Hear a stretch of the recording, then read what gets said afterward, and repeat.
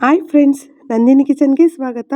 ಇವತ್ತು ಯಾರಿಗೆಲ್ಲ ರಾಗಿ ಮುದ್ದೆ ಅಂದರೆ ತುಂಬ ಇಷ್ಟ ಇರುತ್ತೆ ಅಂಥವ್ರಿಗೆ ಒಂದು ಟಿಪ್ಸ್ ಸಮೇತ ಹೇಳ್ಕೊಡ್ತಾ ಇದ್ದೀನಿ. ತುಂಬ ಜನ ತುಂಬ ಗಂಟಾಗುತ್ತೆ ರಾಗಿ ಮುದ್ದೆ ಮಾಡೋಕ್ಕೆ ಹೋದರೆ ಅಂತ ಹೇಳ್ತಾ ಇರ್ತೀರಾ.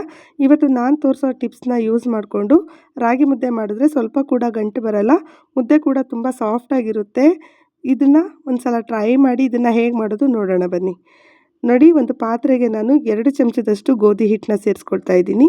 2 ಚಮಚದಷ್ಟು ಅಕ್ಕಿ ಹಿಟ್ಟು, 2 ಚಮಚದಷ್ಟು ಚಿರೋಟಿ ರವೆ, 1 ಚಮಚದಷ್ಟು ರಾಗಿ ಹಿಟ್ಟನ್ನ ಸೇರಿಸ್ಕೊಳ್ತಾ ಇದ್ದೀನಿ. ಈಗ ಇದನ್ನು ಸ್ವಲ್ಪ ಮಿಕ್ಸ್ ಮಾಡ್ಕೊಳ್ಬೇಕು. ಈ ರೀತಿ ನೋಡಿ, ಈ ರೀತಿ ಮಿಕ್ಸ್ ಮಾಡ್ಕೊಳ್ಬೇಕು. ನಾನು 2 ಮುದ್ದೆ ಮಾಡ್ಕೊಳ್ತಾ ಇದ್ದೀನಿ. ನಿಮಗೆ ಜಾಸ್ತಿ ಬೇಕಂದರೆ ಜಾಸ್ತಿ ಕ್ವಾಂಟಿಟಿಲಿ ನೀವು ಹಿಟ್ಟನ್ನು ಸೇರಿಸ್ಕೊಳ್ಬೋದು. ನೋಡಿ, ಈಗ ಇದಕ್ಕೆ ಅರ್ಧ ಲೀಟ್ರು ನೀರನ್ನ ಸೇರಿಸ್ಕೊಳ್ತಾ ಇದ್ದೀನಿ. ನಾನು ಅರ್ಧ ಲೀಟ್ರ್ ನೀರನ್ನ ಸೇರಿಸ್ಕೊಂಡ್ಮೇಲೆ ಒಂದು ಸಲ ಈ ರೀತಿ ಮಿಕ್ಸ್ ಮಾಡ್ಕೊಳ್ಳಿ.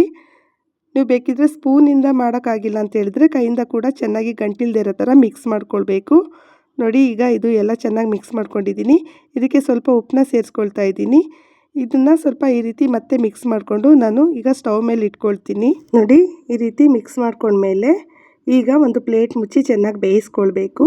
ನೋಡಿ, ಮಧ್ಯದಲ್ಲಿ ಸ್ವಲ್ಪ ಪ್ಲೇಟ್ ಓಪನ್ ಮಾಡಿ ಮತ್ತೆ ನಾನು ಒಂದು ಸಲ ಈ ರೀತಿ ಕೈ ಆಡಿಸ್ಕೊಳ್ತೀನಿ. ನೋಡಿ, ಸ್ವಲ್ಪ ಕೂಡ ಗಂಟಿಲ್ಲ. ನೋಡಿ, ಈ ರೀತಿ ಬರಬೇಕು, ಆವಾಗ ಸ್ವಲ್ಪ ಚೆನ್ನಾಗಿ ಬರುತ್ತೆ. ಈಗ ನೋಡಿ, ಕುದಿಯುವಾಗ ಒಂದು ಅರ್ಧ ಕಪ್ಪಷ್ಟು ನಾನು ರಾಗಿ ಹಿಟ್ಟನ್ನ ಸೇರಿಸ್ಕೊಳ್ತಾ ಇದ್ದೀನಿ. ರಾಗಿ ಹಿಟ್ಟನ್ನ ಸೇರಿಸ್ಕೊಂಡ್ಮೇಲೆ ಮತ್ತೆ ಪ್ಲೇಟ್ನ ಮುಚ್ಚಿಬಿಟ್ಟು ಒಂದು 5 ನಿಮಿಷ ಚೆನ್ನಾಗಿ ಬೇಯಿಸ್ಕೊಳ್ಬೇಕು. ಇದನ್ನು ಯಾವಾಗಲೂ ಮುದ್ದೆ ಮಾಡುವಾಗ ಚೆನ್ನಾಗಿ ರಾಗಿ ಹಿಟ್ಟು ಬೇಯಬೇಕು, ಆವಾಗ ತುಂಬಾ ಚೆನ್ನಾಗಿ ಬರುತ್ತೆ. ನೋಡಿ, ಚೆನ್ನಾಗಿ ಬೆಂದಿದೆ ಇದು. ಈಗ ನಾನು ಈ ರೀತಿ ಒಂದು ಮುದ್ದೆ ಕೋಲಿಂದ ಮುದ್ದೆನ ತಿರುವ್ಕೊಳ್ತೀನಿ. ನೋಡಿ, ಕೈ ಬಿಡದೆ ಈ ರೀತಿ ಒಂದೇ ಸಲ ಈ ರೀತಿ ಮಿಕ್ಸ್ ಮಾಡ್ಕೊಳ್ಬೇಕು. ಆವಾಗ ನೀವೇ ಕೇಳಿದ್ರೂ ಕೂಡ ಒಂದು ಗಂಟು ಕೂಡ ಬರಲ್ಲ, ಅಷ್ಟೇ ಚೆನ್ನಾಗಿರುತ್ತೆ. ಈ ಟಿಪ್ಸ್ನ ಯೂಸ್ ಮಾಡಿಕೊಂಡು ಮುದ್ದೆ ಮಾಡಿದ್ರೆ ನೀವು ಕೂಡ ಮುದ್ದೆ ಈಸಿಯಾಗಿ ಕಲಿಬೋದು.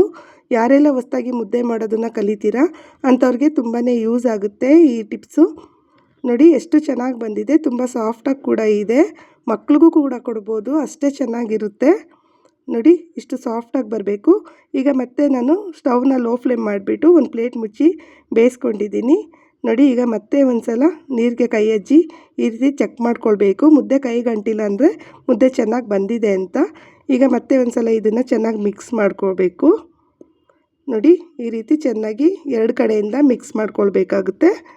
ಈ ರೀತಿ ಮಿಕ್ಸ್ ಮಾಡ್ಕೊಂಡ್ಮೇಲೆ ಈಗ ಸ್ವಲ್ಪ ಸ್ವಲ್ಪನೇ ತಗೊಂಡು ಸ್ವಲ್ಪ ಮುದ್ದೆ ಕಟ್ಕೊಳ್ಬೇಕು. ನೋಡಿ, ಗುಂಡು ಗುಂಡಾಗಿ ನಿಮಗೆ ಎಷ್ಟು ಸೈಜ್ ಬೇಕು ಆ ಸೈಜ್ಗೆ ಮುದ್ದೆ ಕಟ್ಕೊಂಡ್ರೆ ಈಸಿಯಾಗಿ ನೀವು ಕೂಡ ಮನೆಯಲ್ಲಿ ಬಿಸಿ ಬಿಸಿ ರಾಗಿ ಮುದ್ದೆ ಮಾಡಿಕೊಂಡು ಊಟ ಮಾಡ್ಬೋದು. ಈ ವಿಡಿಯೋ ಇಷ್ಟ ಆದರೆ ಲೈಕ್ ಮಾಡಿ, ಶೇರ್ ಮಾಡಿ, ಕಮೆಂಟ್ ಮಾಡಿ, ಸಬ್ಸ್ಕ್ರೈಬ್ ಮಾಡೋದನ್ನು ಮರಿಬೇಡಿ.